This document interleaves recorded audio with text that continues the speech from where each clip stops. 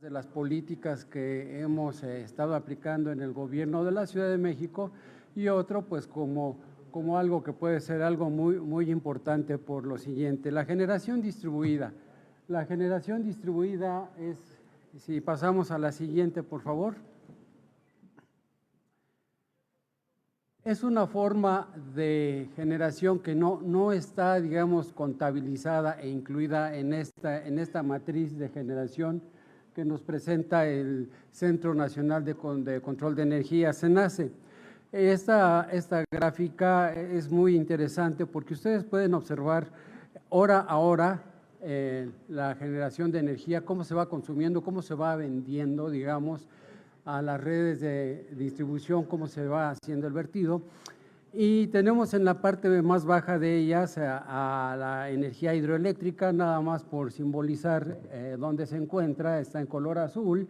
Después viene la energía eólica, después vienen algunas energías como la biomasa, vienen algunas otras. La solar viene, ven ustedes cómo viene entrando como a las 8 de la mañana. La nuclear, la geotérmica, y hasta que llegamos finalmente a los ciclos combinados con gas natural, y arriba ya traemos los ciclos de combustión interna, los turbogás, los ciclos térmicos que funcionan con combustóleo, y hasta la punta tenemos el carbón. Entonces, evidentemente que lo que nosotros quisiéramos es ir empujando la parte superior de esas barras.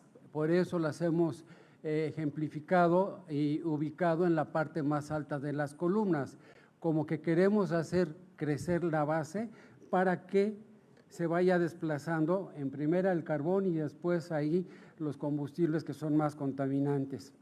¿Ven? Entonces, está la energía solar, tema de la propuesta de esta plática, la cual empezamos a generar por ahí de las 7, las 8 de la mañana en términos generales, y a la hora que oscurece pues se va la energía solar. ¿Y qué quisiéramos hacer?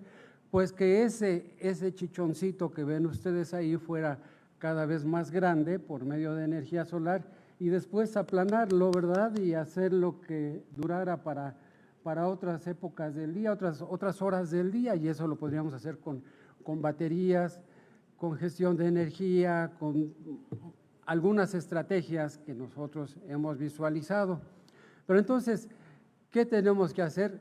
Darle mayor valor a esa generación de energía solar. ¿Y cómo lo hacemos? Vamos a la siguiente, por favor. Aquí tenemos el estado que hace rato nos comentaban, que al año 2022 tenemos el 32.1% de energías limpias. Calculamos que para este año ya este 32.1 ya creció y nos acerca más al 35%, que es el compromiso para el 2024. Estos son datos del PRODECEN y elaborados por la Comisión Nacional de Uso Eficiente de Energía. Entonces, pues prácticamente estamos cerca de la meta comprometida de los 35%. ¿Qué hacemos? La siguiente, por favor. La siguiente diapositiva, por favor. Perfecto. Pues vamos a proponer impulsar la generación distribuida. ¿Qué es la generación distribuida?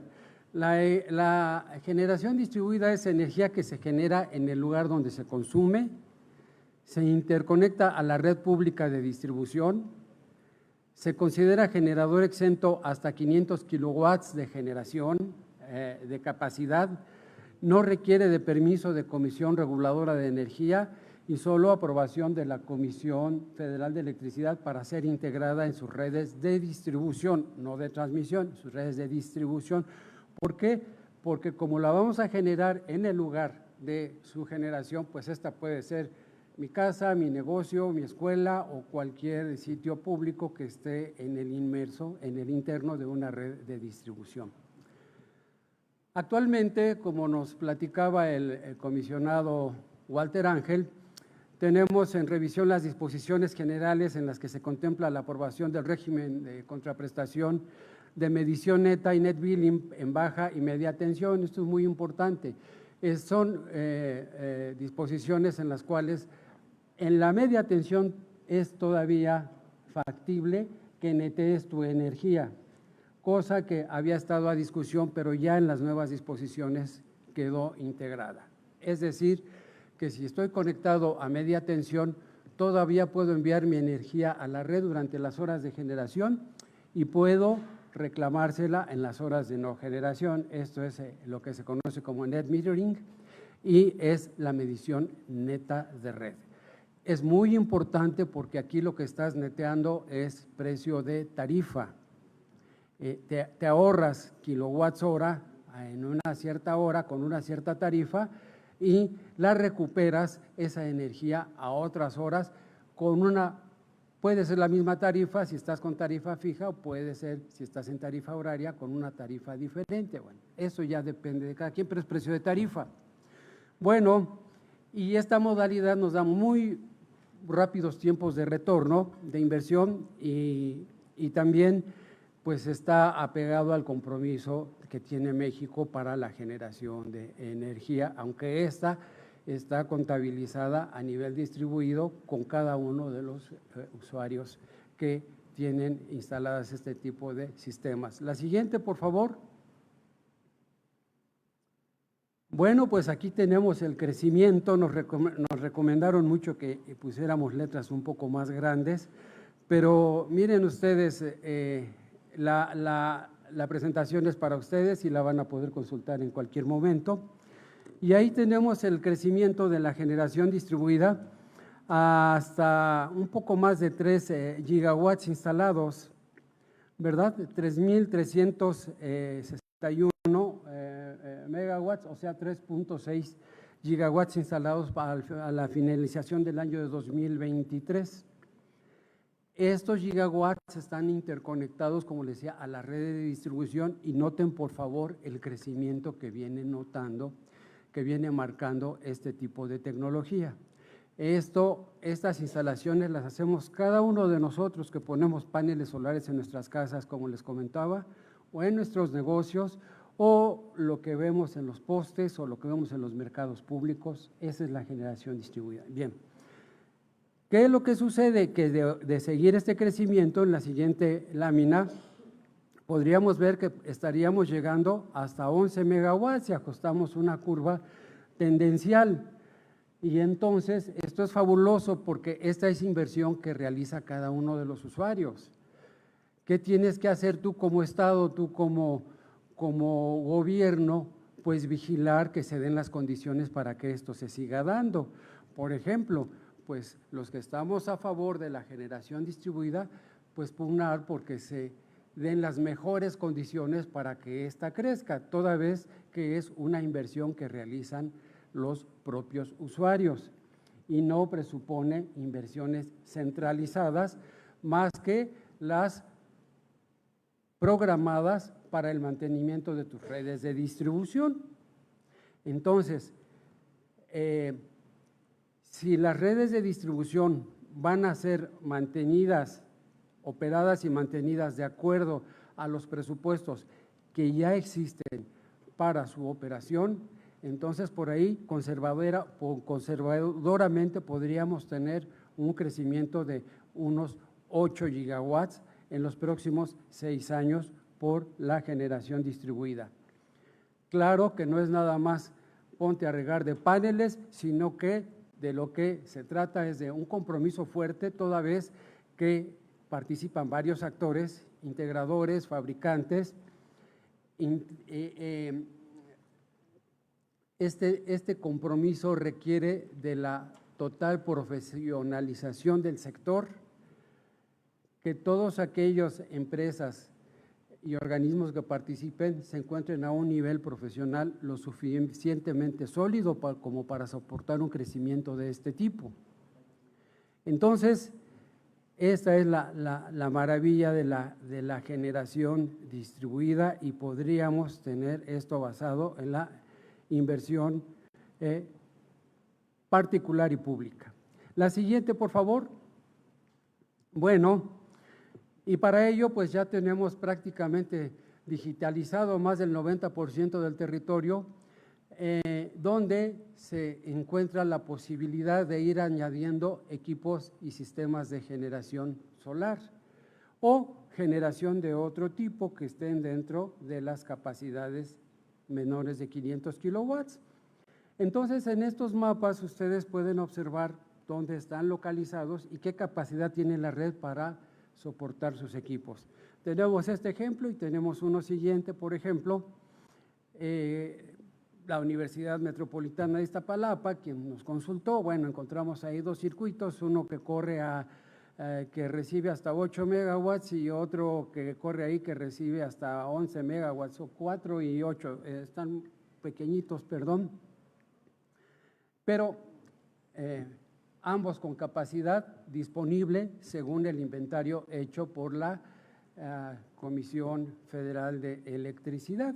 Entonces, ahí hay capacidad y lo que tenemos que hacer es consultar dónde tenemos capacidad para albergar el tipo de instalaciones que vamos a colocar siempre y cuando no sobrepasen 500 kilowatts para que sean consideradas dentro de la generación distribuida. La siguiente, por favor. Y bueno, bajo este esquema pues ya se dan una infinidad de capacidades, de modalidades, de configuraciones, y eso es lo realmente importante, que son inversiones de particulares. Aquí pueden ver ustedes un diseño de una tienda deportiva, una ferretería, una consultoría inclusive, que tienen actividades particulares que se acercan al organismo que promovió un proyecto de este tipo en la Ciudad de México, pero que puede hacerse en cualquier otra parte de la República y de hecho nosotros quisiéramos que se extendiera. Entonces, son todos estos usuarios. La siguiente, por favor. Mercados públicos, siempre y cuando tengan menos de 500 kilowatts, pueden instalar sus paneles fotovoltaicos y hacer las interconexiones como generadores exentos que son, digamos, no se tienen que apegar a las consideraciones a las cuales se tienen que apegar los grandes generadores. La siguiente, por favor. Edificios públicos, por ejemplo, un edificio público que está prácticamente neteando su energía, que es de la Secretaría de Desarrollo Económico, donde nosotros tenemos la sede de la Dirección General de Desarrollo y Sustentabilidad Energética. Bueno, pues tenemos ahí un sistema de 92 kilowatts, muy por debajo de los 500, con una inversión de 3.5 millones de pesos y un ahorro anual de 540,000 pesos. Entonces, lo más seguro es que ya dentro de un año y medio aproximadamente, este sistema ya haya sido pagado y ya empiece a generar por sí mismo ahorros que pues son muy necesarios. La siguiente, por favor, ya estamos terminando. Otro de los asuntos que pues hemos estado trabajando es ver el sistema solar para el vehículo eléctrico, utilizar el sistema solar para el vehículo eléctrico. Y bueno, pues aquí hay un detalle muy importante porque se ha demostrado una gran factibilidad para que cargues el vehículo eléctrico con energía solar en tu casa, en tu comercio, donde tengas, donde guardes el vehículo, cargas la energía durante el día y durante la noche llegas y pones a cargar tu vehículo. Y la recomendación es que diario lo pongas a cargar para que prácticamente todos los días tengas tu vehículo cargado a tope, y con eso necesitas una instalación solar realmente pequeña y estarías prácticamente exento de pagos de energía y también de la búsqueda de estaciones de carga que todavía no son muy populares. La siguiente, por favor. Hemos hecho el análisis para ciertos tipos de vehículos que son de consumo pues, relativamente fuerte por el tipo de modelo, la capacidad del mismo. Y bueno, hemos encontrado este tipo de respuestas. Hemos hecho una consulta con un consultor que nos apoyó el Banco Interamericano de Desarrollo para desarrollar este concepto y pues hay un resultado que es muy satisfactorio. La siguiente, por favor. Como ustedes saben, la central solar fotovoltaica de la central de Abasto está ya concluida y ahora se encuentra ya en pruebas de interconexión y a punto de entrar en su etapa comercial el día 29 de este mes, ya aprobada por todos los organismos necesarios, Comisión Reguladora de Energía, Centro Nacional de Control de Energía, Comisión Federal de Electricidad, pues es una serie de organismos todos ellos de alcance nacional. Y bueno, la planta ya está concluida y ya en su etapa operativa. La siguiente, por favor. Esta planta se va a utilizar para, en su mayor parte, generar energía para el sistema de transportes eléctricos, que son los trolebuses, esos trolebuses que ustedes ya han visto en la Ciudad de México, los cuales muchos de ellos a veces van con los troles abajo, porque llevan almacén de energía de 150 kilowatts aproximadamente, kilowatt-hora aproximadamente, almacén de energía. Entonces, pues estos trolebuses están interconectados a la red, donde fluye la energía que está alimentándose de la planta solar, y eso pues le da un valor agregado a esta red que aparte pues de ser eléctrica es sustentable, y son los famosos trolebuses solares de la Ciudad de México que se van a alimentar con esta planta de generación.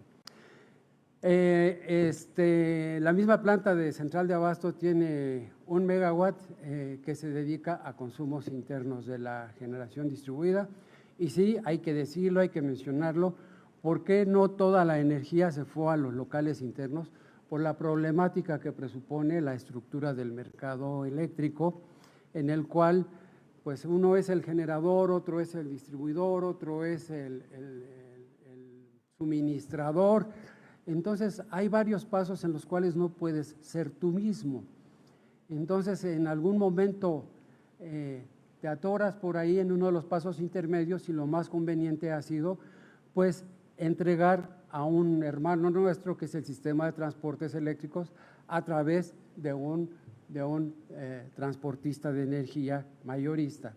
En este caso fue CFE Calificados, y es como estamos cerrando el círculo, generando considerables ahorros para el sistema de transportes eléctricos, mismos que también se reflejan como generación en la central de Abasto. La siguiente, por favor. Pues entonces ya que tenemos, perdónenme, para las instalaciones gubernamentales, ¿qué es lo que nos hace falta robustecer? Reconocer el pago a equipos de cargo de ahorros de electricidad y no como endeudamiento. Tenemos muchos edificios públicos como el que les mostré, en el cuales no podemos meter paneles solares porque nos los cuentan como endeudamiento. Entonces, ahí habría que ver cómo pasar las partidas de pago de electricidad, que son un capítulo, a pasarlos al pago del sistema solar. Ya las disposiciones de la Comisión Reguladora de Energía que regulan el almacenamiento de energía eléctrica también están en consulta pública, esto es fabuloso. Disposiciones generales para las estaciones de carga para vehículos eléctricos, no sobreespecificadas y a cargo fundamentalmente o preferentemente de Comisión Reguladora de Energía o de la Secretaría de Energía en su caso. El ordenamiento para el mantenimiento y el refuerzo de las redes de distribución, también este tipo de generación de energía corre sobre las redes de distribución.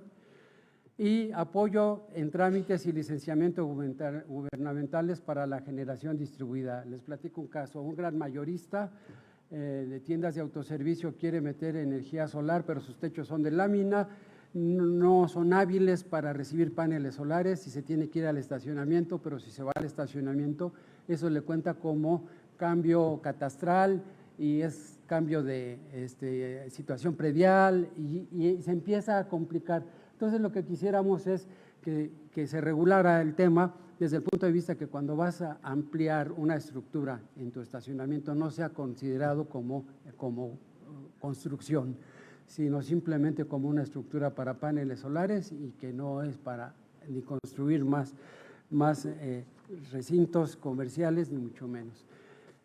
Es el mensaje que les traigo y les agradezco mucho su atención. Con esto concluimos y estamos a sus órdenes. Muchas gracias. Muchas gracias, doctor José Alberto Valdés Palacios, director general de Desarrollo y Sustentabilidad Energética de la Secretaría de Desarrollo Económico de la Ciudad de México. Es el turno de la maestra Fairuz Lutfi, quien es gerente de Economía Circular y Eficiencia Energética del Instituto de Recursos Mundiales, WRI por sus siglas en inglés, México. Asimismo, es gerente del proyecto de edificaciones cero carbono en el equipo de eficiencia urbana y clima de WRI Global. La maestra Lutfi es ingeniera en mecatrónica y producción con mención honorífica, egresada de la Universidad Iberoamericana en la Ciudad de México. Asimismo, es maestra en gestión ambiental con especialización en energía y medio ambiente por la Universidad de Yale en Estados Unidos y cuenta con la certificación de educación ejecutiva del programa de Ciencias del Comportamiento y Políticas Públicas por parte de la Escuela de Gobierno John F. Kennedy de la Universidad de Harvard. Muchas gracias, maestra Lutfi, te da la palabra. Muchas gracias, buenas tardes. Un gusto estar el día de hoy con todos ustedes. Gracias por la invitación, senadora Rocío Abreu, presidenta de la Comisión de Energía, y al Instituto Belisario Domínguez. Pues el doctor Fluvio mencionó en la mañana, en la mesa 1, que es de Coatzacoalcos. Yo también nací ahí, pues es un gusto coincidir. Y pues siendo una ciudad petrolera importante en nuestro país, solo que el día de hoy pues quiero compartirles los proyectos e iniciativas en eficiencia energética y energías renovables en los que estamos trabajando desde WRI México para nuestro país y qué oportunidades identificamos para avanzar hacia la sustentabilidad. Quisiera empezar y en la siguiente diapositiva compartirles qué es WRI México. Somos una organización técnica global de investigación con más de 40 años desde su fundación, ya más de 20 en México, y en la siguiente podemos ver en los distintos temas, gracias, en las que estamos pues participando. Tenemos oficinas en 13 países, proyectos en más de 60, buscamos pues diagnosticar, transformar y escalar. En la siguiente diapositiva, esta es una estrategia que desde 2023 como organización, ya a nivel global y no solo nosotros, sino que en general buscamos un enfoque en un cambio de sistema. Aquí está considerando las personas, el clima y la naturaleza, está alimentos, suelo y agua, energía y ciudades como proyectos y temas principales que llevamos, pero no dejar de lado unos sistemas habilitadores importantes como finanzas, economía y gobernanza. Siguiente, por favor. Ahora, para iniciar, ¿cuál es este panorama en cuanto al sector energético y el potencial de las energías renovables? Esto a nivel global, y solo dar algunos datos, el sistema energético representa el 73% de las emisiones mundiales de gases de efecto invernadero. La inversión es tanto en energías renovables, eficiencia energética en los edificios, junto con la reducción de las emisiones de metano, presentan el mayor potencial de reducción de las emisiones de gases de efecto invernadero y puede lograr beneficios socioeconómicos importantes. México tiene también el potencial de generación de 2.593 gigawatts, es 26 veces la capacidad de generación de 2023, de acuerdo con la CENER, y 76 veces la capacidad de energía renovable reportada por la Secretaría de Energía en el mismo año.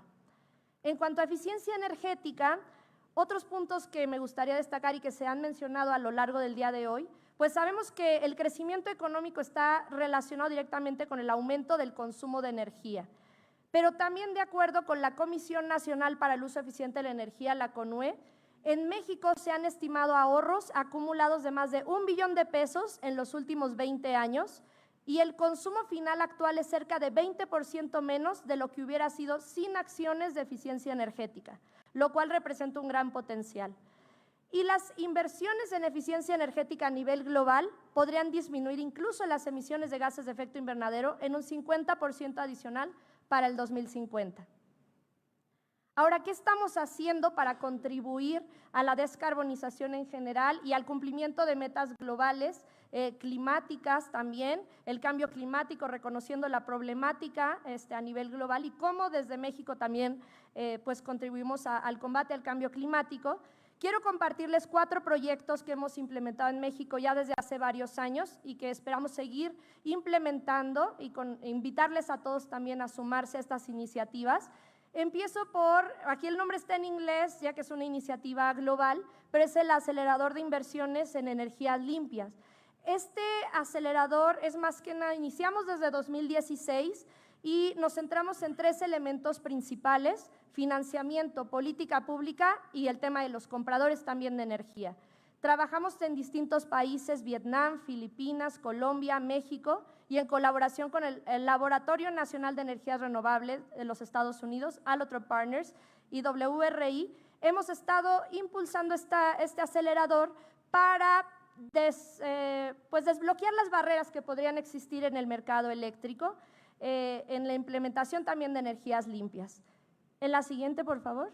Solo compartirles un poco de este trabajo en el tiempo, cómo hemos colaborado con diferentes sectores, la Secretaría de Salud, compañías textileras, hospitales privados también, en Jalisco en este caso, otras empresas del sector automotriz en el Estado de México, y buscamos seguir participando con esta iniciativa en México en la industria, principalmente en el sector industrial.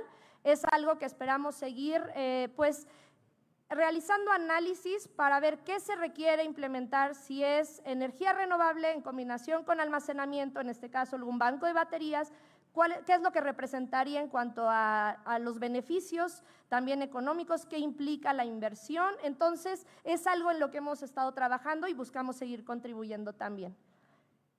Y en la siguiente, quería compartirles también cuáles son las principales variables que influyen en la compra de energía. Aquí, por mencionar algunas, puede ser energía convencional, renovable, no renovable, pero sí enfocándonos en ahorita energías renovables, pensando en el número de cargas, la demanda de energía que se tiene, que se involucre también la dirección, que son quienes toman las decisiones, pero que conozcan cuáles son estas barreras y oportunidades. La ubicación también, dónde se van a distribuir las cargas, el plazo de contratación, que a mayores plazos puede haber mayores ofertas, mejores ofertas, y compromisos de sustentabilidad, que cada vez se escuchan más y más empresas, organismos ya están sumándose a distintas iniciativas y es la tendencia a la que vamos.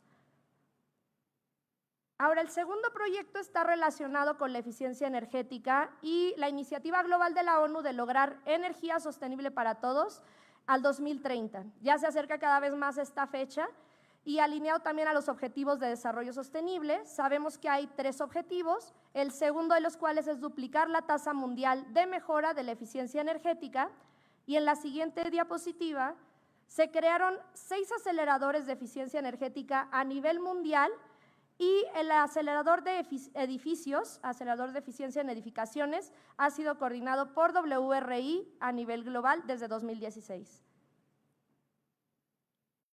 Aquí trabajamos con distintas ciudades, estados y municipios de todo el mundo a que se comprometan en 3 puntos principales. Uno es política pública, otro programa piloto y el tercero, monitoreo y comunicación. Ya hay 60 entidades en todo el mundo que se han sumado, ya hay 11 en México. Hemos avanzado en algunos de estos temas ya a nivel subnacional y seguimos en este camino. Recientemente se sumó el estado de Chihuahua, pero ya hay 11 ciudades, estados y municipios que buscan avanzar en la eficiencia energética. Esta es una iniciativa también, el reto de edificios eficientes, pensando en cómo pasar de la teoría a la práctica y de las acciones que se presentan hacia la implementación por parte de BEA de este acelerador. Hemos desarrollado este reto, ha sido implementado en distintas etapas, 2020, 2022, 2023, en Ciudad de México, Monterrey y el estado de Sonora.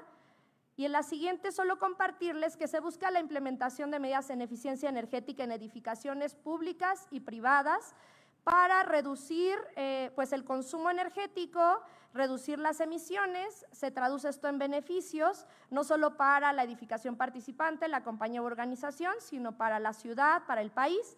Hay 3 fases de 1 año cada una, incluso pueden ser más ambiciosas si ya se cuenta con la información, el análisis a desarrollar, buscando lograr un 20% de ahorro en 3 años y avanzando hacia edificaciones cero carbono neto. A la fecha hay más de 32 empresas y 50 edificaciones en toda la República que han estado participando. Se han estimado cerca de 800 toneladas de dióxido de carbono equivalente que se reducirían en 1 año, y esto puede crecer. Y solo aquí para darles unos datos. En la siguiente quiero compartirles también cuáles han sido estas edificaciones participantes, solo algunas, pero tenemos edificios de carácter histórico, también está la Cámara de Diputados estuvo participando, algunos edificios de oficinas, pues también el sector académico. Entonces, es una iniciativa que esperamos seguir implementando para lograr estas acciones que se traduzcan en resultados en beneficio para nuestro país. Y un cuarto proyecto que estamos ya arrancó, pero estamos implementando actualmente, se llama Todos a favor de un entorno construido neto cero. Esto es para las edificaciones, pensando en la implementación de proyectos piloto a nivel local, saber que esto es posible, seleccionar algunos proyectos demostrativos, realizar planes de acción en las ciudades, que se pueda colaborar en la implementación. También ahorita estaremos trabajando 2 ciudades en México, hay interés y estamos colaborando tanto Mérida, Chihuahua, Querétaro, pero incluso más con las que hemos colaborado, también nos gustaría que se puedan sumar. Y buscamos al finalizar preparar estos elementos para la hoja de ruta para la descarbonización de las edificaciones. Esta es una iniciativa que está siendo implementada en la India y en México. Nosotros, a través de BEA, del Acelerador de Eficiencia en Edificaciones, hemos trabajado en distintos países.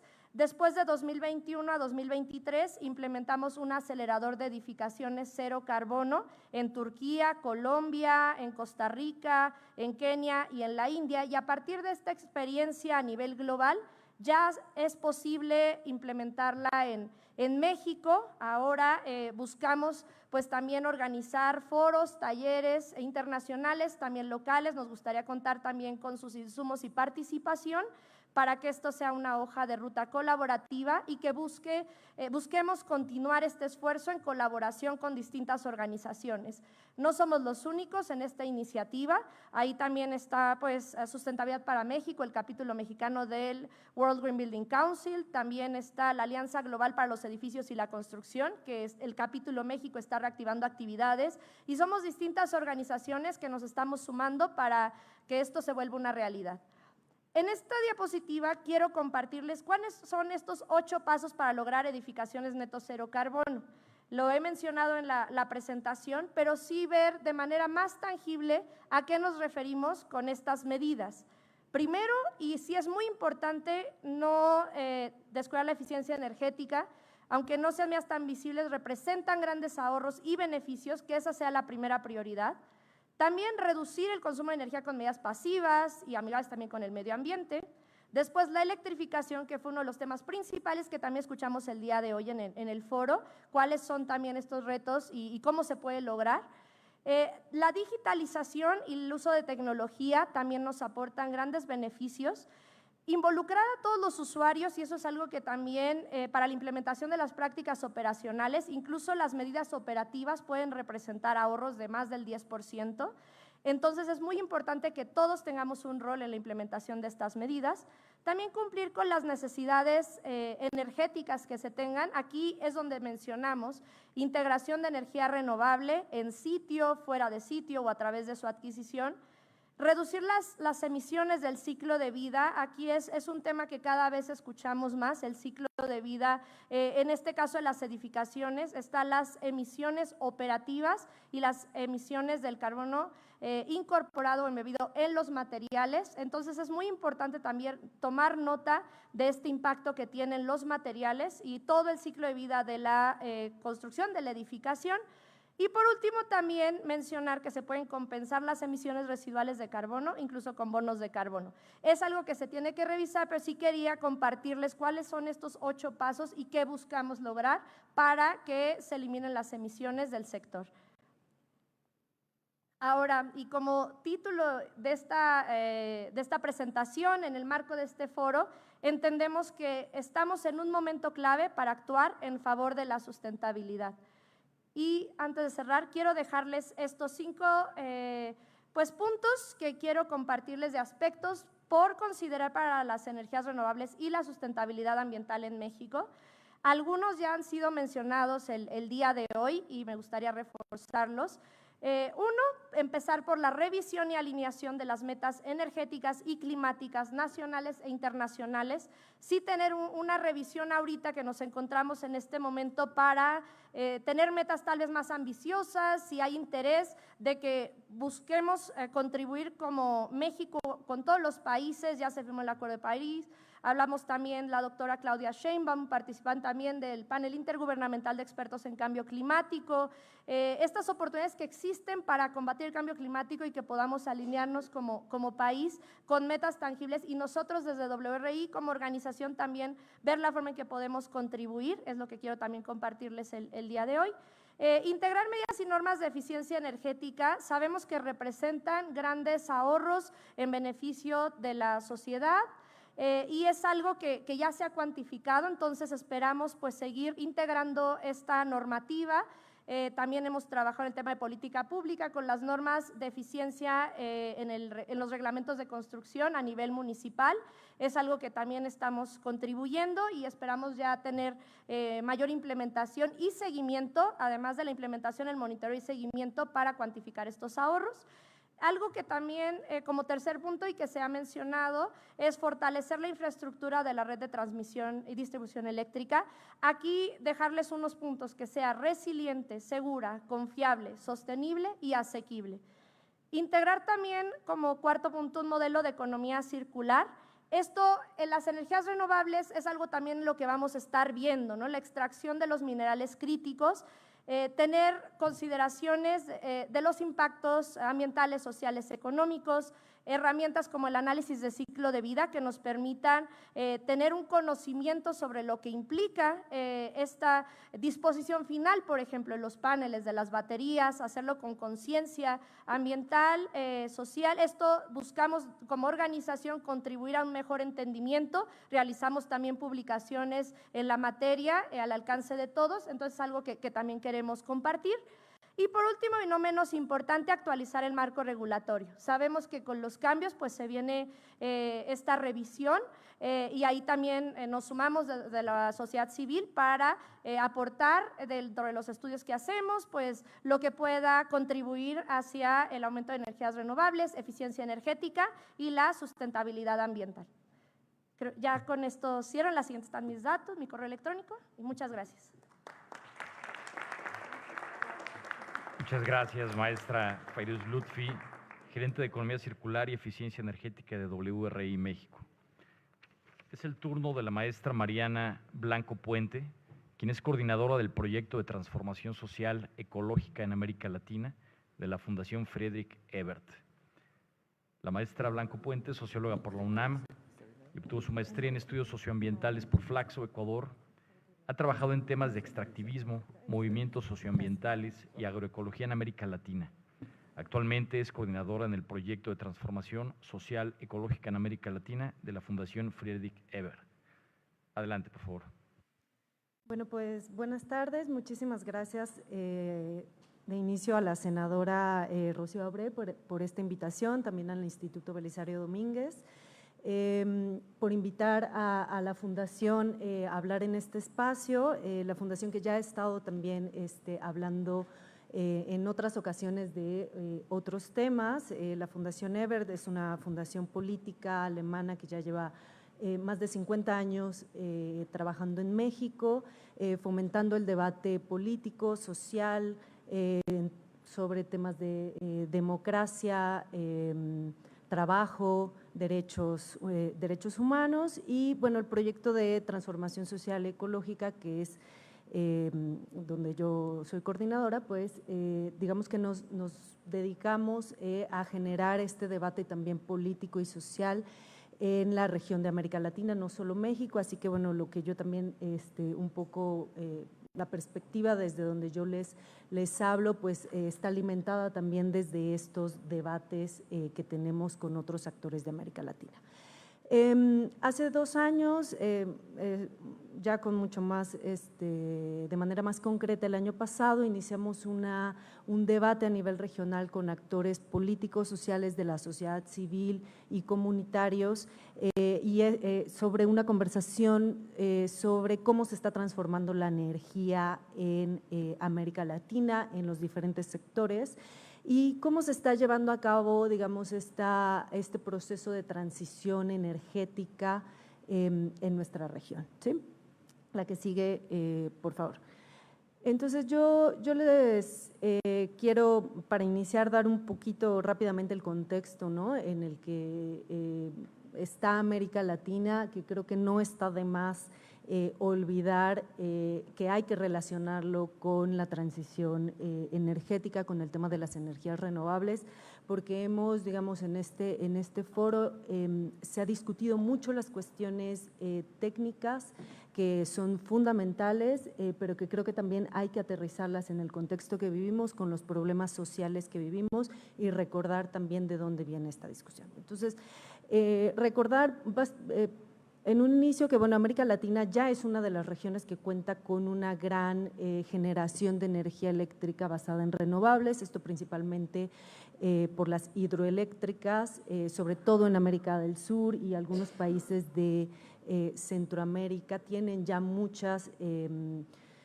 centrales hidroeléctricas que generan muchísima electricidad renovable. Costa Rica, por ejemplo, es uno de los países estrella que tiene básicamente el 92% de su matriz eléctrica, 98% me parece, de su matriz eléctrica con energía basada en hidroeléctricas.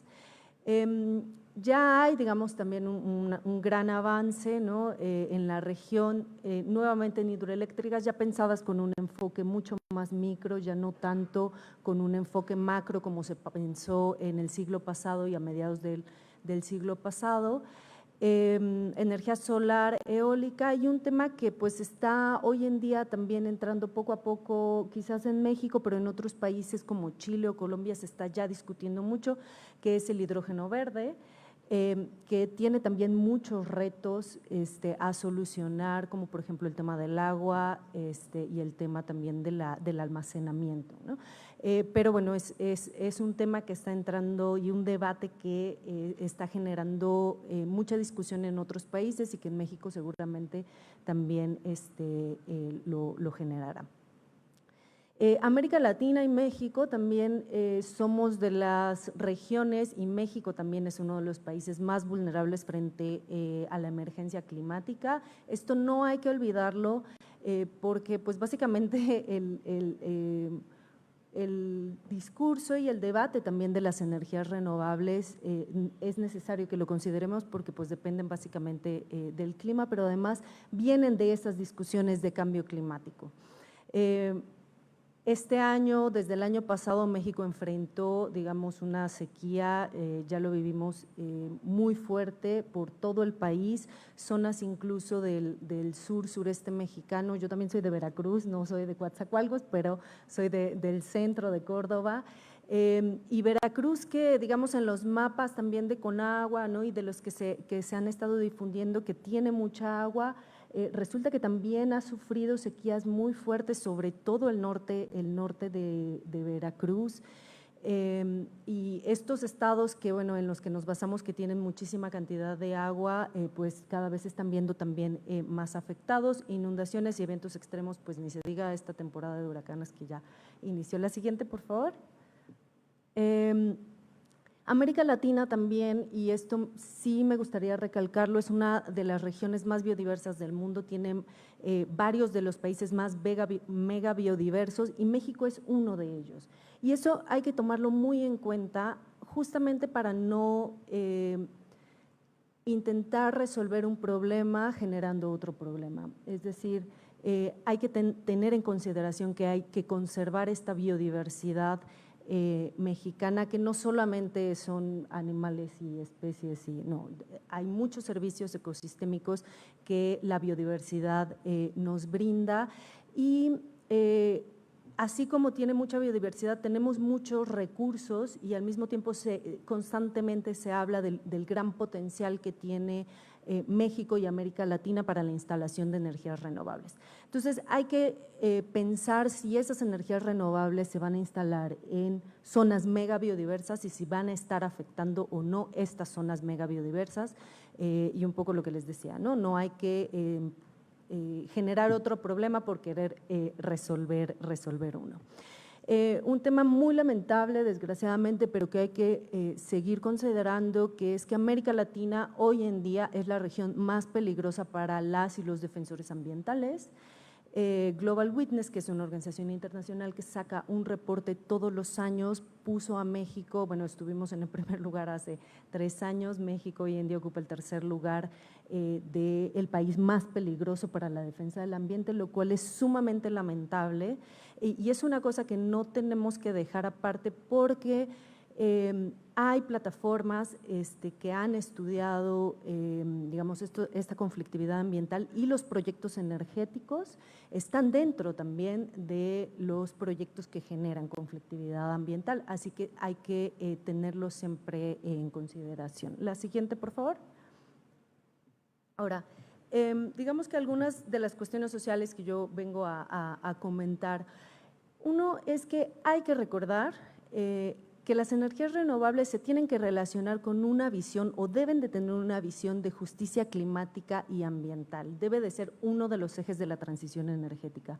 No podemos únicamente hablar de cuestiones técnicas, no podemos únicamente hablar sobre lo técnico, no podemos olvidar lo social, la justicia climática y ambiental, porque estamos ya viviendo a nivel mundial en una emergencia climática. Y como mencionaba hace rato, el debate de las energías renovables y la urgencia con la cual además se está, digamos, impulsando proyectos de energías renovables vienen de esta discusión de que tenemos que atender la emergencia climática que ya vivimos. Por lo tanto, necesitamos tener siempre ese enfoque y no únicamente pues un enfoque técnico. Lo que observamos hoy en día a nivel mundial, esto bueno es una tendencia de todos los países, es que esta transición energética básicamente pues no se está dando de la manera tan acelerada como nos gustaría, pero además no se están disminuyendo, no se están sustituyendo hoy en día las energías renovables por energías basadas en combustibles fósiles, sino simplemente se está adicionando porque hay digamos una situación de expansión energética en general. Hay que considerar que las energías renovables requieren una mayor superficie digamos, por su naturaleza, requieren más espacio y eso nos ha llevado en América Latina, en varios de los países, a hablar de este concepto que nació en Chile que se llama zonas de sacrificio, ¿no? Estas zonas de sacrificio que son pues básicamente zonas, territorios que han sido sacrificados por cierto tipo de proyectos, llegan y desplazan comunidades, desplazan ciertas actividades económicas y ciertas formas de vida que existían en estos territorios por instalar megaproyectos. Entonces, es muy importante considerar que la instalación de energías renovables no genere nuevamente o no contribuya, digamos, en la generación de zonas de sacrificio. Pensar también que los lugares donde se van a instalar, digamos, los proyectos no son zonas vacías, no hay zonas vacías o zonas no habitadas, que de repente porque pensamos que son zonas rurales, no hay actividades económicas o no hay poblaciones o son poblaciones muy chiquitas, que es mucho lo que sucede, por ejemplo, en las zonas de la Amazonía, en el sur, que piensan, bueno, ahí solo hay selva, no hay comunidades que habitan y bueno, es una idea errónea. Bueno, lo que ya les mencionaba, que es evitar la pérdida de biodiversidad, la fragmentación de ecosistemas que contribuye a la pérdida de biodiversidad y la deforestación por instalar quizás parques ¿no? Parques eólicos, parques renovables, que nuevamente estaríamos pues contribuyendo a aumentar el problema de la emergencia climática a través de la deforestación por intentar sustituir otro. Necesitamos pensar en un enfoque inclusivo, descentralizado. Por aquí ya tuvimos en nuestra primera ponencia que nos contaron sobre la generación distribuida, que es una gran alternativa, y la autogestión local.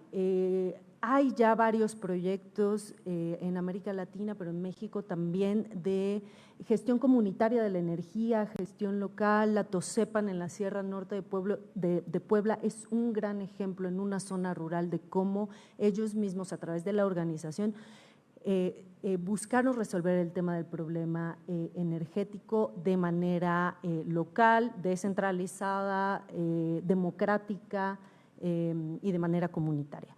Necesitamos acercar los puntos de producción a los puntos de consumo, que es un poco pues hablar de la descentralización. Creo que la Ciudad de México está avanzando mucho en eso y la instalación, bueno, de los paneles solares está avanzando también ahí. Creo que como ya se mencionó, pues toca revisar la regulación para que pues esto pueda seguir avanzando positivamente. La siguiente, por favor.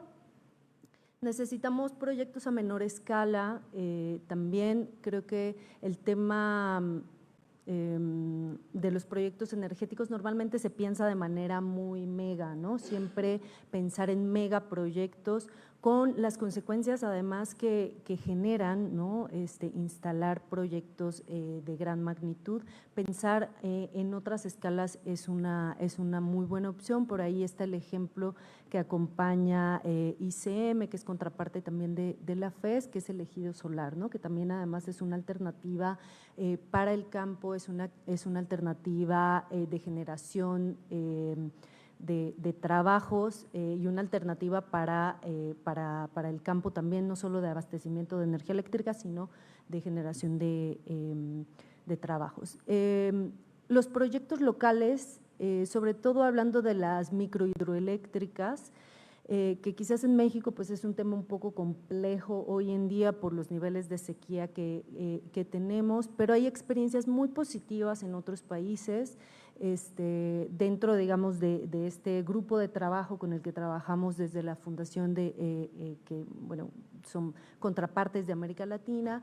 En República Dominicana justamente nos estaban contando de un proyecto de microhidroeléctricas en una zona boscosa, en una zona rural, donde las mismas comunidades construyeron las hidroeléctricas, las microhidroeléctricas, pero además todo eso los llevó a un proceso de repensar de dónde viene el agua, cómo se produce, ¿no? O sea, de dónde viene, y todo eso los llevó a un proceso muy interesante de reforestación de toda la zona, porque comprendieron que mientras mantuvieran sus bosques saludables, el agua seguiría abasteciendo bueno, a las comunidades y a las microhidroeléctricas.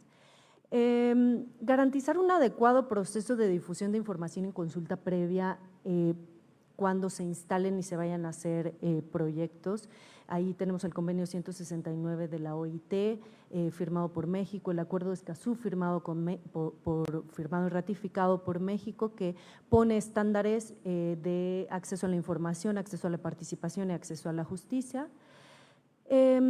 Otro tema del cual no se ha hablado mucho, pero que en la Fundación hablamos mucho porque pues es un tema, es una agenda, que es todo el tema de los derechos laborales, todo el tema de la transición energética y digamos pensar en una descarbonización implicaría también pensar en la transición de unos trabajos para otros, y por lo tanto necesitamos dar ese debate también de cómo asegurar los derechos laborales de esas personas, ya sea de quienes puedan perder, ¿no?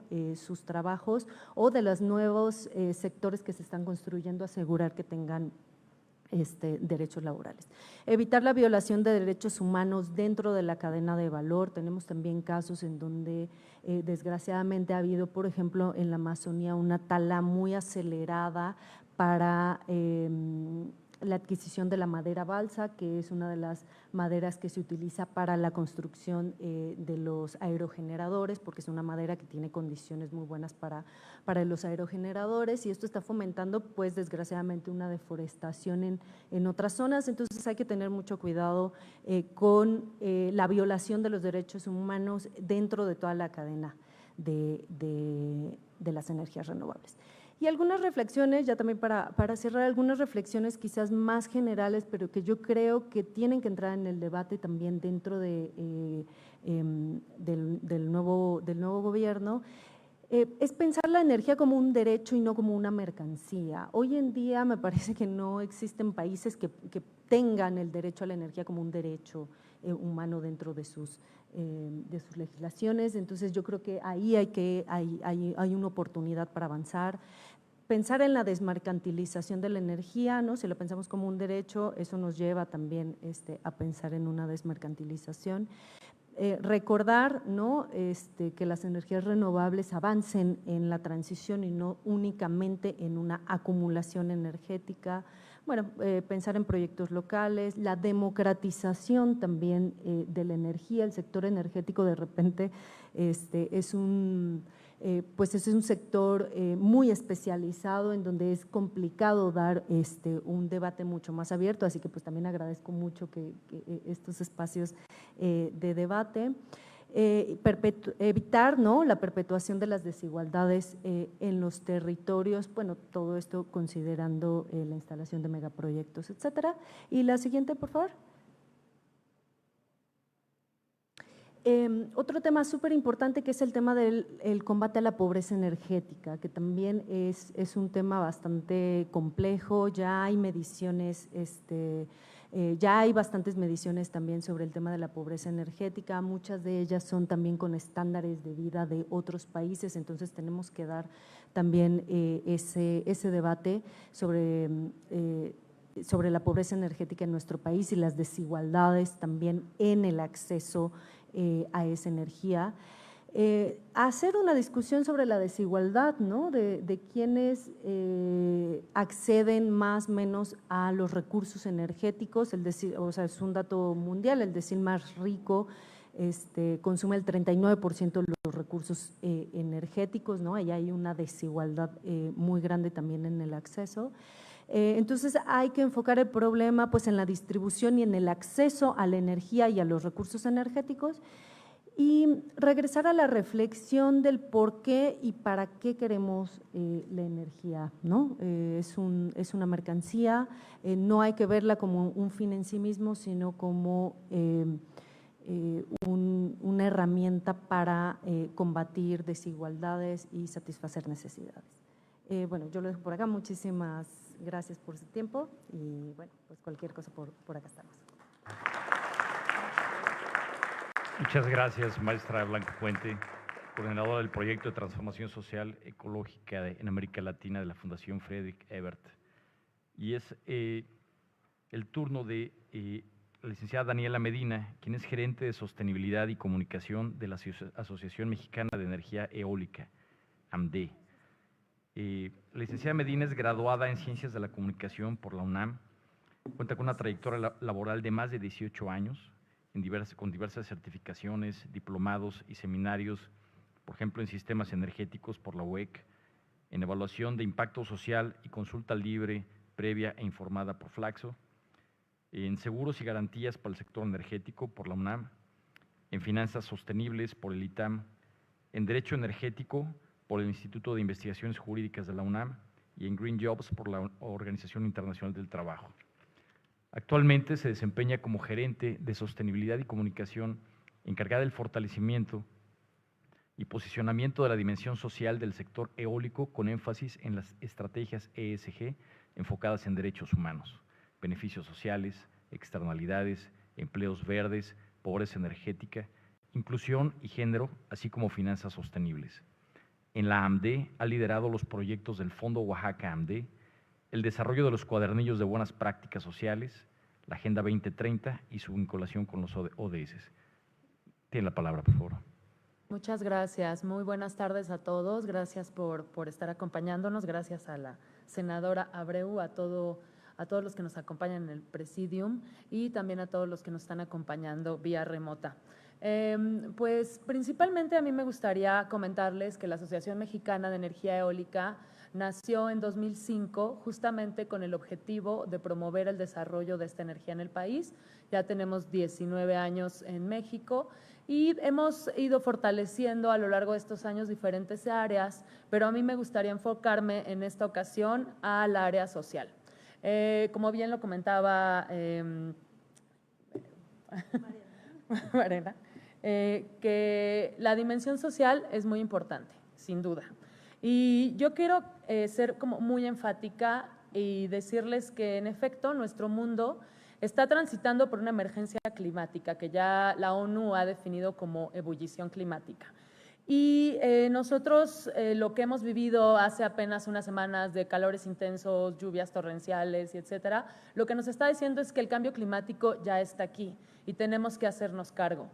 Podemos hacernos cargo de muchas maneras, pero digamos desde mi vocería de la Asociación Mexicana de Energía Eólica, sin duda las energías renovables pues son una manera de contribuir a esta matriz energética diversificada. Nosotros sabemos que el petróleo, el gas y todos estos combustibles todavía tienen mucho por delante y además están haciendo esfuerzos importantes para capturar su huella de carbono. Sin embargo, creo que podemos tener una matriz diversificada en la que las energías renovables pues, puedan jugar un papel importante. Estas altas temperaturas que hemos vivido pues ya han sobrepasado lo que se ha denominado los límites planetarios. Estos límites planetarios fueron definidos en 2009 por científicos ambientalistas y incluyen el cambio climático, el agotamiento del ozono, la acidificación de los océanos, la pérdida de la biodiversidad. Como bien lo decía mi compañera, México es uno de los países megadiversos, es el cuarto país megadiverso, entonces realmente tenemos mucho que proteger en nuestro país y también pues, apoyarlo a través de diferentes estrategias. Una de ellas podría ser la generación de energía. De estos 9 límites planetarios, ya 6 han sido alcanzados y están prácticamente agotados y los otros pues ya están prácticamente siendo alcanzados, ¿no? Entonces hablamos desde el cambio en la utilización de la tierra, el agua, los aerosoles, etcétera. O sea, son como 9 límites que ya han sido sobrepasados por las actividades humanas. Entonces, el mundo ya también llegó a sus límites ecológicos. Los límites ecológicos, es decir, cuando tú te gastas todos tus límites o todos tus recursos naturales a lo largo de un año, el planeta no tiene la oportunidad de regenerarse en un año. Entonces, pues realmente la emergencia climática sí está ahí y estamos todos viviendo en este planeta que es el único que tenemos y que pues debemos enfocarnos para ver de qué manera podemos protegerlo y minimizar, ¿no? nuestras emisiones. La siguiente, por favor. Ya la presentaron hace ratito cuando estábamos hablando de las líneas de transmisión. Sin duda, para que las energías renovables sigan avanzando, requieren un sistema de transmisión fortalecido y ampliado. Aquí pueden ver que en efecto pues ya tenemos una red de transmisión saturada. Afortunadamente vimos en el PRODECEN que se acaba de publicar que hay proyecciones para incrementar el tema de las líneas de transmisión y robustecerlas, lo que nos parece pues muy positivo porque en efecto sin transmisión no hay transición, entonces eso va a apoyar a que las energías renovables sigan su camino. Independientemente de los temas técnicos, si quieren podemos ir a la siguiente. Este es el panorama general del sector eólico en México. Actualmente tenemos presencia en 15 estados, tenemos 71 parques en operación, 7,413 megas y un 8,6% de la capacidad instalada total. Y pues hemos tenido inversiones alrededor de los 13,000 millones de dólares desde que se empezaron a instalar los primeros parques eólicos. Nosotros podríamos en los próximos años duplicar, si existen todas las condiciones adecuadas, el parque eólico en México. Entonces, pues digamos, esto es un panorama general, más o menos la empleabilidad son 9,500 empleos. El sector eólico en donde más genera empleos es en la etapa de construcción, entonces si esto se empieza a acelerar, pues obviamente incrementaríamos en esa parte. Pero como lo decía, independientemente de los temas técnicos y regulatorios, para la AMDE es sumamente importante enfocar los esfuerzos en el desarrollo de la dimensión social. Actualmente, la AMDE tiene 4 pilares en los que está trabajando, que son derechos humanos, ahí estamos trabajando mucho el tema de debida diligencia, como bien lo comentaba mi compañera, el sector eólico es uno de los que tiene más convivencia y sobre todo en México, en países como México, pero también, por ejemplo, en Canadá, con comunidades indígenas. Y tenemos una convivencia de largo plazo. Nosotros, un parque eólico tiene aproximadamente una vida de 25 a 30 años. Entonces, realmente para nosotros es muy importante poder tener una convivencia armónica con estas comunidades. Hemos desarrollado protocolos dentro de la asociación en temas de derechos humanos y ya estamos también por sacar una guía del sector en impactos de derechos humanos y energía eólica. Entonces, también se mencionaba hace ratito el tema de la pobreza energética, en efecto. En efecto, en México, 36% de los mexicanos viven en pobreza energética. La pobreza energética no es necesariamente alguien que no tiene acceso a la luz. Ella también lo comentaba hace un momento el comisionado Walter, el tema de la eficiencia energética.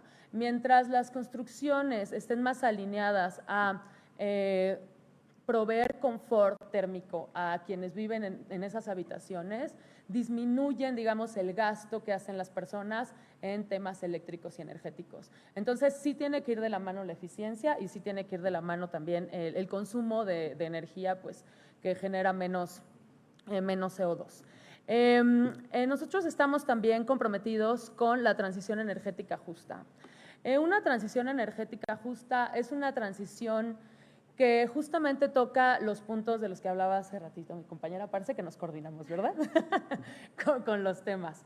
Pero sí, o sea, la transición energética justa está enfocada en la democratización de la energía, en la erradicación de la pobreza energética, la brecha de género, soluciones energéticas colectivas incluyentes y diversas y que se enfoquen en espacios participativos para tener beneficios compartidos con las comunidades en donde nosotros tenemos presencia.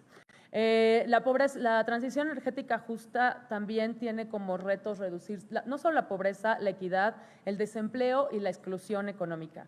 Debemos convertirnos como sector en un sector que arrope a toda la sociedad y que involucre a todos los sectores que la conforman. La transición energética justa se focaliza en los trabajadores, en las comunidades vulnerables, en contribuir a la seguridad energética, expandir el acceso a la energía, promover un desarrollo industrial justo, promover la innovación, desarrollar estilos de vida sustentables, apoyar a la diversificación de la economía y estimular el crecimiento económico inclusivo. Entonces, sin duda, nosotros tenemos que avanzar hacia una transición energética justa y desde el sector eólico es algo que se viene trabajando ya de varios años atrás, no solo en México, sino a nivel mundial. Entonces, traemos esa línea de la transición energética justa. Me gustaría hablar un poquito de cómo ha evolucionado el enfoque social dentro de las empresas que están representadas por la Asociación Mexicana de Energía Eólica. Empezaron a trabajarse hace muchos años el tema social como un tema un poco asistencialista, ¿no? Se provisionaban ayudas directas a las personas que estaban, digamos, en las comunidades donde teníamos presencia y posteriormente esto migró a una filantropía en donde se donaban recursos a los individuos que estaban presentes también cerca de los parques eólicos. Las empresas fueron, pues, digamos, madurando en el tema social y pasaron a lo que a lo mejor muchos de ustedes conocen, que se llama responsabilidad social, que es donde las empresas ya adoptan prácticas que beneficien a la sociedad, al medio ambiente y más allá de sus intereses económicos, pues, digamos, están vinculados a través de la responsabilidad social. Migramos hacia algo que se denomina valor compartido, en donde se crea un valor económico de manera que los beneficios se comparten también de manera social y alineados con la empresa. Y actualmente estamos ya migrando a lo que se llama los estándares ESG, que es ambiental, social y gobernanza, en donde los principales criterios pues, son los ambientales, los sociales y la gobernanza, que las empresas utilizan o implementan para sus prácticas y decisiones de inversión responsable dentro de las empresas. Si quieren, nos vamos a la siguiente. Esto es un poco lo que les platicaba, o sea, los criterios ambientales, sociales y gobernanza, que es en donde ya todo el sector empresarial está trabajando, ¿no? Digamos que son como los lineamientos que nos llevan hacia los siguientes pasos. En términos de beneficios sociales, la asociación y los asociados que pertenecen a esta asociación estamos comprometidos con los ODS de la ONU. Tenemos nosotros 4 que hemos adoptado desde la Asociación Mexicana de Energía Eólica. Es el 7, el 9, el 13 y el 17, que es energía, alianzas estratégicas, alianzas por el clima y infraestructura. Y todos nuestros asociados se alinean, digamos, a este tipo de prácticas a través de los programas sociales que implementan. Si quieren la siguiente, aquí está un poco el resumen de lo que hemos realizado en los últimos años. Se han implementado un poco más de casi 3,000 iniciativas con más de 1,000 millones de pesos invertidos en estas comunidades en donde tenemos presencia y más de 740,000 personas beneficiadas, no solo de las comunidades que están directamente cerca a los parques eólicos, sino también a las comunidades que están más lejos. Y bueno, pues realmente el sector eólico genera muchos empleos a nivel mundial, pero como les decía, la mayor parte de los empleos en esta área se generan en el área de construcción, pero nosotros hemos migrado ahora a lo que se llama empleos verdes. Los empleos verdes son empleos que son justos, que son bien pagados, que tienen un beneficio o una cosmovisión de protección al trabajador. Y estos empleos verdes son los que de alguna manera van a empezar a transitar, ¿no? Hace rato también se comentaba el tema de qué va a suceder con estas personas que ya están trabajando en proyectos de energía fósil y digamos, si empiezan a disminuir este tipo de sectores o disminuir su producción, cómo estarían ellos migrando hacia energías de otra índole, ¿no? Una de ellas, que ya existe a nivel internacional, es la de los empleos verdes, en donde se capacita a estas personas que ya están en el sector energético para que adquieran nuevas habilidades y puedan integrarse a otros sectores como el renovable en diferentes áreas, ¿no? Y el potencial de empleos verdes para 2017 a nivel internacional sería de 600,000 trabajadores, ¿no? Lo que les decía, estos empleos pues cuidan mucho la cultura de seguridad, la salud, la mano de obra calificada, la cadena de suministro y la formación y certificación de las personas. Eso es más o menos lo que estaríamos nosotros esperando para 2027 a nivel internacional. Y el tema de género, como también lo comentaban hace ratito, es el sector energético. Si bien tiene muchísimas personas empleadas, solo el 21% de la fuerza laboral son mujeres. En el sector de renovables es 32%. O sea, hay un poquito más de mujeres trabajando en el sector energético renovable. Y en la Asociación Mexicana de Energía Eólica hemos desarrollado un esfuerzo al crear comités de mujeres expertas que nos permiten irlas posicionando en foros, en eventos, a través de su expertise, porque la verdad es que sí existen las mujeres que son expertas en sectores técnicos y regulatorios. Y entonces, desde la asociación hemos hecho un esfuerzo bastante importante para que esto siga creciendo. Y la siguiente es una gráfica, es un estudio que se hizo en Tamaulipas, en zonas eólicas. Lo que muestra este estudio es cómo va creciendo el índice de progreso social de acuerdo, o sea, en las zonas en donde hay presencia de parques eólicos respecto a las demás municipios que están en el mismo estado, pero que no tienen la variable de los parques eólicos. El índice de progreso social mide temas como necesidades humanas básicas, como acceso al agua, acceso a la energía, caminos, etcétera. Y también fundamentos del bienestar, por ejemplo, acceso a la salud, educación, ese tipo de cosas, y oportunidades como oportunidades laborales, etcétera.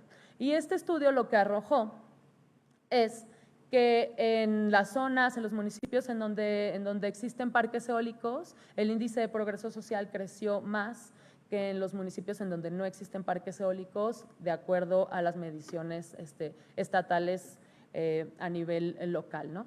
Entonces, bueno, aquí podemos ver que sí hay un impacto positivo, digamos de alguna manera, en en las zonas en donde hay parques eólicos existen proyectos sociales que las empresas implementan, esa sería la siguiente lámina, que se han reseñado en estos cuadernillos de buenas prácticas, se hacen cada año y aquí, digamos, acoplamos las acciones que han implementado las empresas asociadas de la AMDE en las zonas en donde estamos. Hay proyectos productivos desde la fabricación, por ejemplo, de aloe vera, les enseñan todo el proceso para que aprendan a las comunidades a desarrollar y a plantar aloe vera, luego cosecharlo y luego convertirlo en plantas y champús y etcétera. Entonces crean pequeñas unidades económicas comunitarias y como esas muchas otras acciones, ¿no? Que no voy a resumirles, pero están ahí por si quieren conocerlas. Y pues básicamente creo que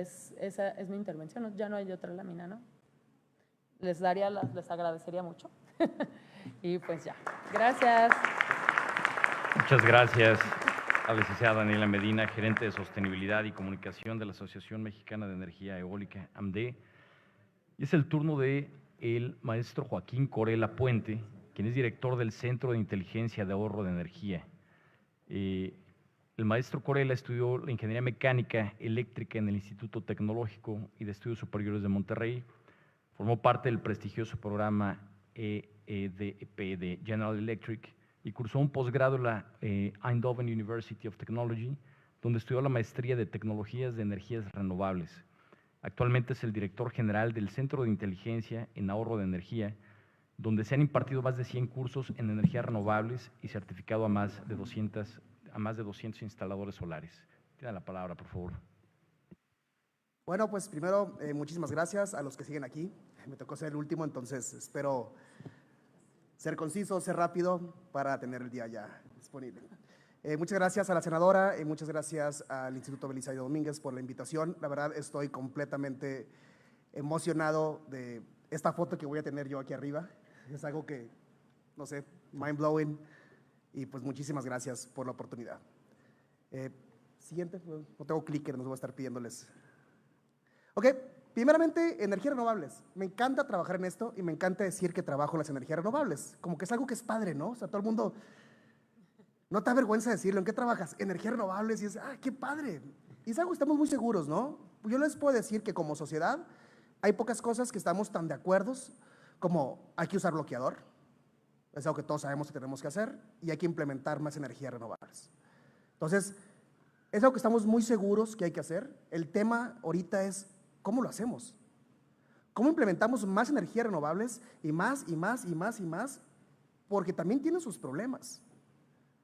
No sé si conozcan ustedes los problemas de energías renovables, pero es que el sol a ciertas horas del día se mete. Es algo que a lo mejor no sabíamos, pero el viento también deja de soplar. Y eso mete estrés a la red eléctrica porque ¿qué pasa con la luz con nosotros? Queremos prender el foco y cuando prendamos el foco prenda.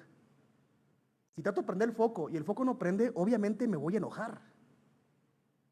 Y detrás de la generación hay un montón de tecnicismos, de frecuencias, de voltajes, de masas giratorias, de problemas que tenemos que resolver, pero para eso estamos aquí. Porque cuando tuvimos la reforma energética, hace algunos años ya, esos problemas eran como teóricos. La curva de Pato, qué pasa si hay demasiado viento y de repente se corta, pero actualmente tenemos mecanismos ya para poder controlar esa generación y que es una generación continua y estable. Las energías renovables en México, podemos definir energías renovables como la energía disponible a través de procesos permanentes y naturales con posibilidades técnicas de ser explotados económicamente. Ahorita en las pláticas anteriores escuchábamos de las microturbinas y es excelente principio. Simplemente yo soy de Sonora y pues allá no hay posibilidad de explotar microturbinas hidráulicas, ni chiquitas ni grandotas, porque vivimos en un desierto. Y eso es lo para las energías renovables, ¿no? Que cada sector o cada parte del país tiene su fuerte. Y vamos a pensar en Sonora, que yo soy de allá, y vamos a empezar en energía eólica. Pero también Sonora tiene un potencial de energía de biomasa que podríamos sembrar plantas que puedan ser con aguas más o menos salobres y generar algún tipo de aceite que pueda producir algún tipo de un tipo de syngas o de diésel, biodiesel. Entonces, las energías renovables es esa capacidad que podamos explotar las energías y no sabemos en cuáles en cada zona. Lo que tenemos que tener son redes de distribución fuertes, de transmisión robustas, que nos permitan ser un país interconectado fuertemente. Ahorita estamos viendo este tema del parque solar de Sonora, pero pues es un parque solar para California. O sea, está en Sonora, pero se va a conectar hasta Mexicali.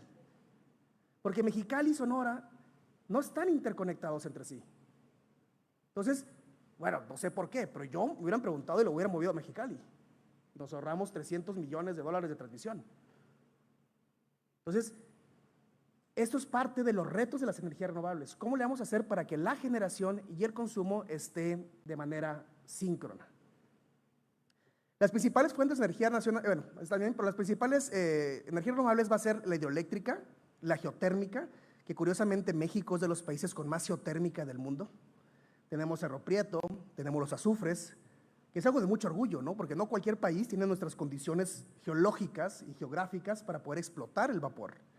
Pero también pues tenemos la eólica, la solar y la de biomasa. Ahora sí, siguiente, por favor. Bueno, y cuando hablamos de energías renovables tenemos dos grandes principios. Tenemos la energía macro, que es la gran escala, y aquí tenemos representantes de la gran escala, pero yo soy principalmente fan, partidario y trabajador de la generación distribuida. ¿Por qué es tan importante la generación distribuida? Pues porque nos empodera a poder generar mi electricidad bajo mis recursos, sin tener que depender de alguien más, y sobre todo de poder poner mi granito de arena, y pues al bolsillo también ayuda, y vamos a hablar un poquito de eso. Siguiente, por favor. Bueno, vamos a ver aquí rápidamente unas 4 slides, y quiero decirles con esto es que la reforma energética sí funcionó. Aunque esta gráfica es del PRODECEN del 2024, vemos el 2018 con una capacidad fotovoltaica. Las centrales, aunque la reforma energética haya sido 2013, las centrales fotovoltaicas o de cualquier tipo de central eléctrica tarda muchísimo tiempo en desarrollarse. Entonces, cualquier cambio legislativo o regulatorio que tengamos el día de hoy, lo vamos a ver hasta dentro de 4, 5 o 6 años. La magnitud de las plantas, los sistemas de refuerzo eléctricos que conllevan, pues tardan algún tiempo. Entonces, aunque hayamos visto en el 2018 los primeros principios, pues todavía en el 2023 vimos una mayor capacidad de incorporación de energías renovables porque se terminaron de construir las plantas o entraron en operación. No sé si sepan, pero un parque solar que cuesta 100 millones de pesos puede llevar otros 100 millones de pesos en refuerzos a las redes eléctricas. Y eso también lleva muchísimo tiempo y un gran esfuerzo. Siguiente, por favor. Bueno, la reforma energética antes y ahora nos ayudó muchísimas cosas, o desde mi punto de vista. La primera es que permitió una mayor participación de privados en las energías renovables o cualquier tipo de energía. Pero ahora podemos hablar mucho de que llegaron extranjeros a instalar en México. Y es una verdad. Pero una verdad, porque uno de los requisitos que teníamos para instalar plantas eléctricas era tener experiencia de 50% de la planta en otra similar. Pero era como buscar recién graduados con experiencia. No podíamos generar electricidad antes como particulares en México. ¿Cómo tendríamos experiencia para generar si antes no podíamos? Entonces, una de las grandes ventajas que tuvimos con la reforma energética fue una mayor participación, pero sobre todo la creación de capital humano con capacidad. Cada vez tenemos más ingenieros y mejores en el tema de energías renovables, en la incorporación, en la adecuación de baterías, en la creación de centrales, en los estudios dinámicos de las redes eléctricas que nos permiten tener una mayor incorporación. Siguiente. Bueno, aquí vamos a ver los primeros principios. Realmente las primeras DACs de generación distribuida fueron publicadas en el 2017 y ya vemos que venían creciendo más o menos rápido la generación distribuida. Pero vamos a pasar una más, por favor. Ahí vemos el número de contratos, es la misma, simplemente la comparamos con número de contratos. Y la siguiente nos va a hablar de la capacidad fotovoltaica. La verdad es que ese pastel lo tomo de las gráficas de la CRE, no es muy correcto. Vamos a ver que el 99.4% de la energía renovables es solar. Entonces, háganlo. La energía solar es la principal generación distribuida. La generación eólica, por el tipo de mástil que necesita y la cimentación tan fuerte, se va a concentrar principalmente en proyectos de lo que llamamos gran escala.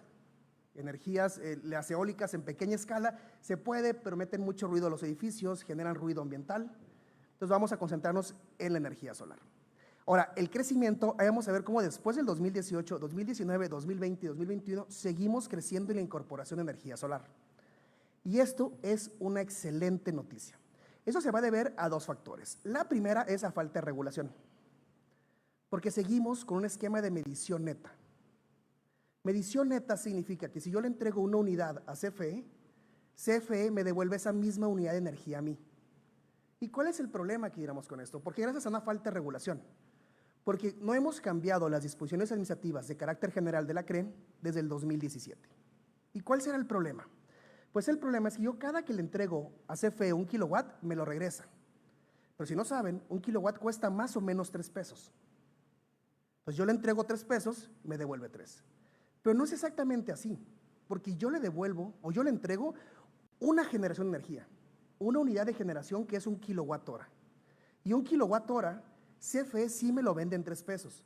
Pero ese kilowatt hora lleva generación, transmisión, distribución, balance de mercado, oficinas de CFE, personal. Entonces, el esquema de generación neta o de medición neta es muy bueno. Es un sistema que nos permite incorporar rápidamente las energías renovables al mercado.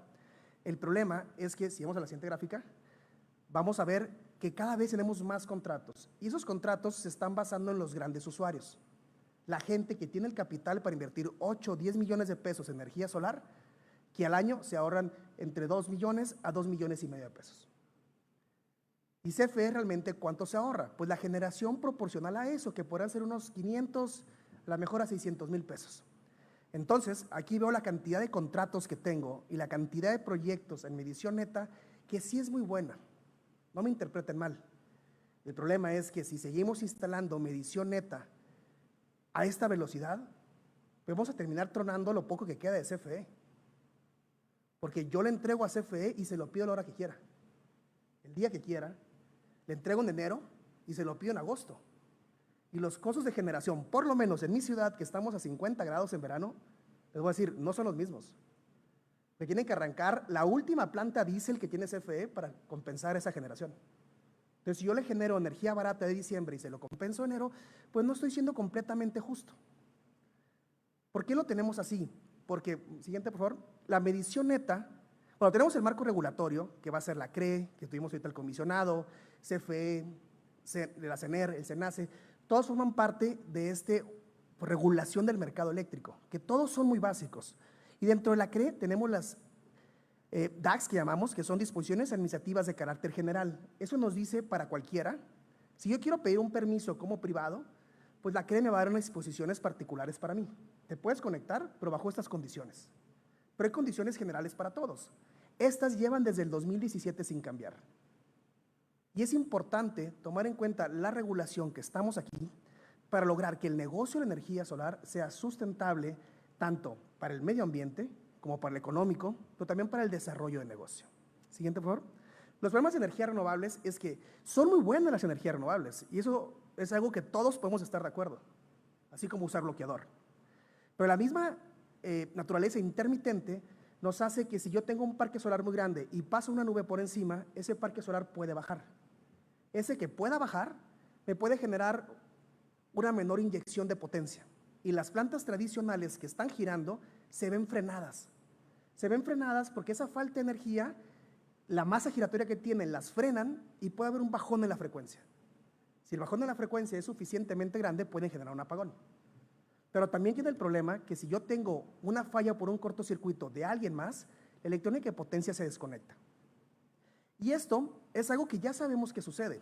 A lo mejor hace 7 años o 10 años que se empezó a plantear la reforma energética, era algo que no conocíamos a ciencia cierta o no conocíamos las soluciones. La verdad es que ya ha pasado algún tiempo desde el último gran trabajo que se hizo en esto y ya sabemos exactamente cómo podemos controlar la intermitencia de las energías renovables. Cómo meterles masas de inercia para que estén girando para proveer la corriente en cortocircuito en casos necesarios. Ya sabemos que existen baterías, vienen las baterías y ya sabemos cómo usarlas. Siguiente. Y próximos problemas. Viene, y creo que todos los ponentes lo hemos mencionado, ¿no? La electromovilidad y el nearshoring. Si estamos pensando que la red eléctrica lleva muchísimos años sin tener una actualización, ahora imagínense cuando todos nosotros tengamos un coche eléctrico. ¿Qué va a pasar con nuestra vieja red de distribución?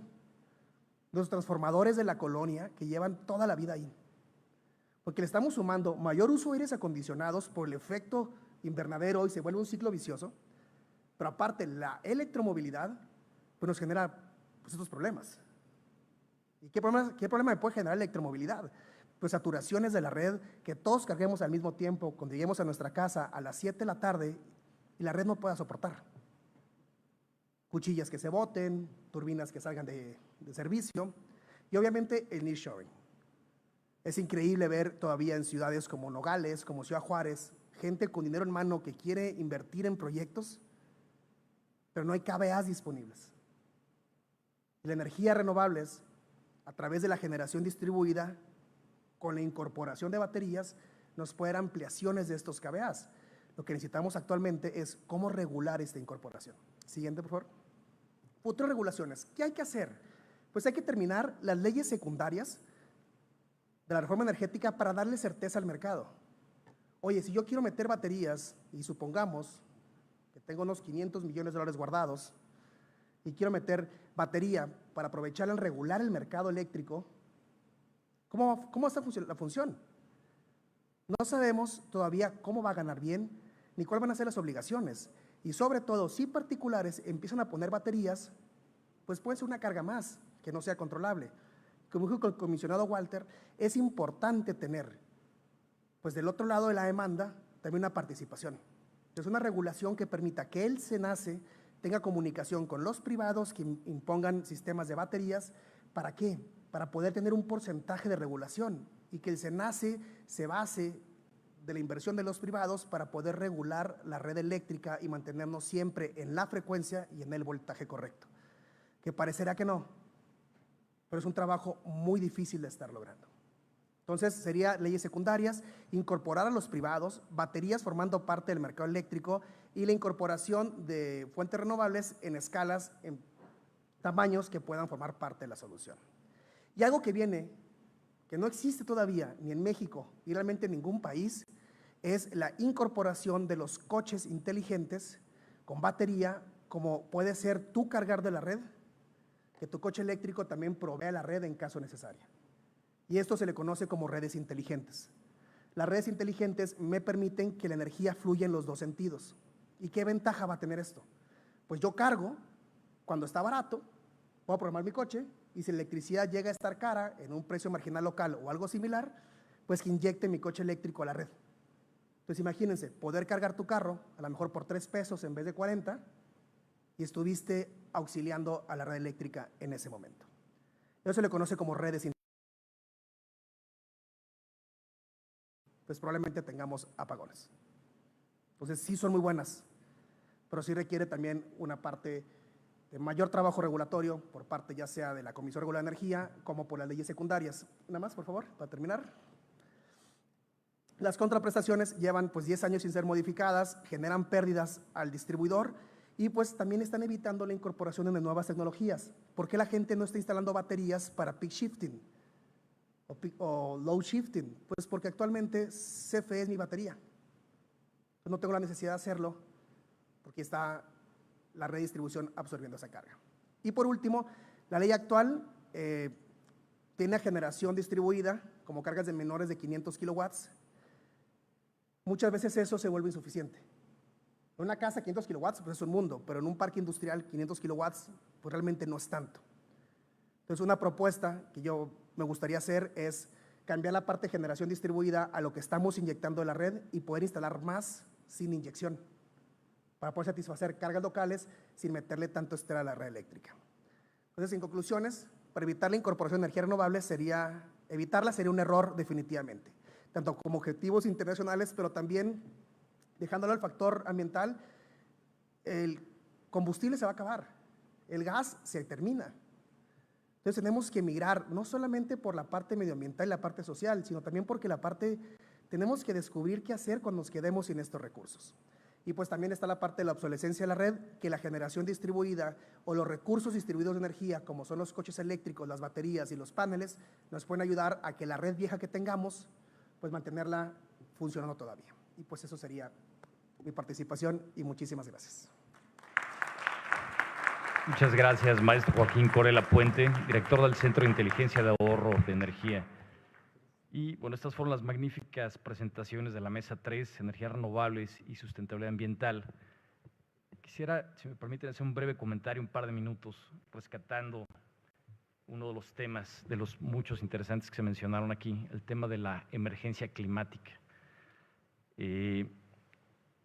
¿Por qué hablamos de una emergencia climática? ¿Cuáles son sus causas? ¿Cuáles son sus potenciales riesgos? ¿Y por qué es tan relevante retomar estos temas, por ejemplo, las energías renovables, la sustentabilidad ambiental, dentro de una estrategia holística, integral, para hacerle frente al que es muy posiblemente el mayor reto que enfrentamos como humanidad, que es el calentamiento global y su impacto en el cambio climático? Primero entendamos brevemente, no quiero extenderme mucho, cuáles son por qué el ser humano ha venido a influir en el tema de un fenómeno natural que es el efecto invernadero, además de otros factores naturales en los que por supuesto el hombre no tiene participación. Porque en nuestra historia, además de que hemos crecido como población, pues hemos tenido distintas fuentes de energía. La primera que se utilizó masivamente fue la madera. Pasamos a una revolución energética donde se cambió de la madera al carbón, que fue el principal insumo dentro de la revolución industrial, y posteriormente se vino el cambio del carbón al petróleo. Seguimos viviendo en la era del petróleo. Muchos expertos dicen que estamos ya en las últimas etapas, en el fin cercano de la era del petróleo, y que deberían de retomarse fuentes como las energías renovables, quizá combinado un poco con la energía nuclear, etcétera, etcétera.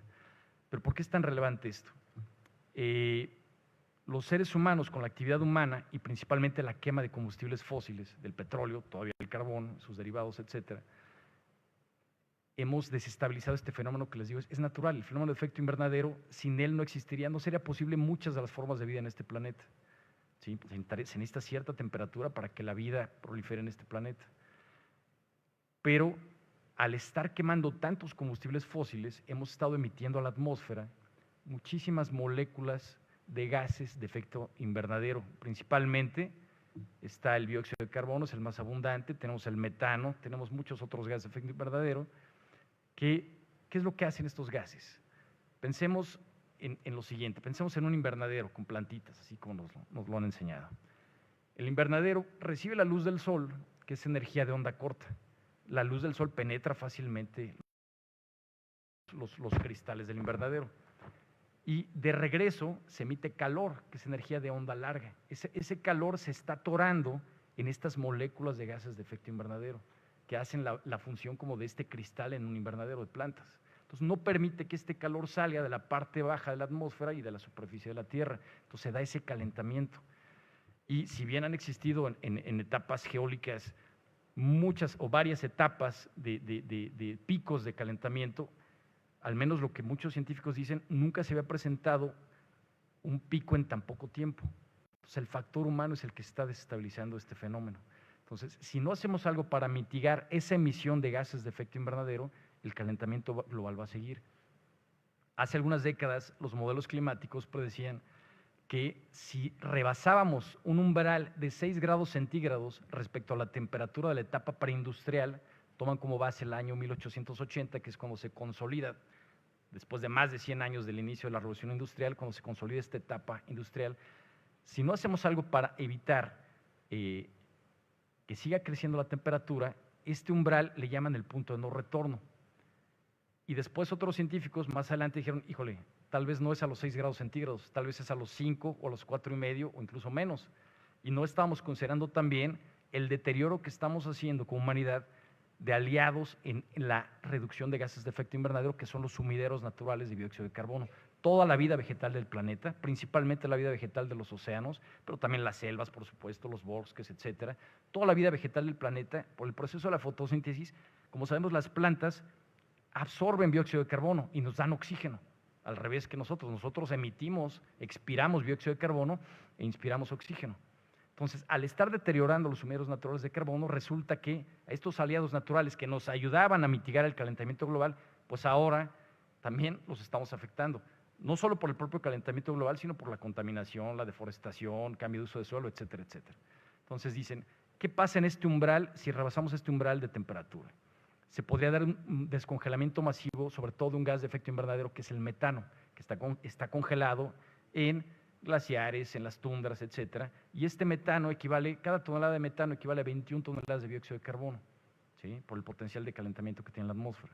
Entonces se podría dar un efecto, si fuera una gráfica, un crecimiento que le llaman cuasi exponencial, como que se nos va para arriba, y pone en riesgo la vida de este planeta, de muchísimas especies, incluyendo la nuestra. Entonces, cuando se habla de riesgos, se habla de crisis climáticas, pensemos que a lo mejor nosotros como generación, las generaciones actuales no lo vamos a padecer tanto, pero en algunos años, no me atrevo a decir ni cuántos, si son cientos, si es más, las generaciones futuras sí pueden enfrentar inclusive una nueva extinción masiva de especies, como ya la ha habido en este planeta. No me extiendo más y le cedo la palabra al maestro Rodrigo Ávila, secretario técnico del Instituto Belisario Domínguez del Senado de la República, para que nos regale unas palabras de cierre del foro, por favor. Muchas gracias, Jaime. Muchísimas gracias a todos los que nos acompañaron. Ha sido una jornada muy provechosa, plural, imparcial, oportuna, como es la misión del Instituto Belisario Domínguez. Quiero agradecer a nombre de nuestro presidente, el senador Manuel Añorbe Baños, la confianza de la Comisión de Energía y el apoyo de todo el equipo de la Comisión de Energía, también especialmente a las y los investigadores de la Dirección General de Análisis Legislativo del IBD y al personal de apoyo técnico del IBD, a Nicola, Adri, Saraí, etcétera, por todo el empeño que pusieron. Creo que tuvimos un foro muy exitoso, muy bien nutrido en términos de participantes, de público. Les reitero que vamos a una publicación, así que tendrán oportunidad de redondear algunas ideas que hayan querido redondear. Vamos a utilizar sus presentaciones y bueno, sin más, pues ya son libres, la misa ha terminado. Excelente semana a todos. Muchas gracias. Gracias a la senadora Abreu también.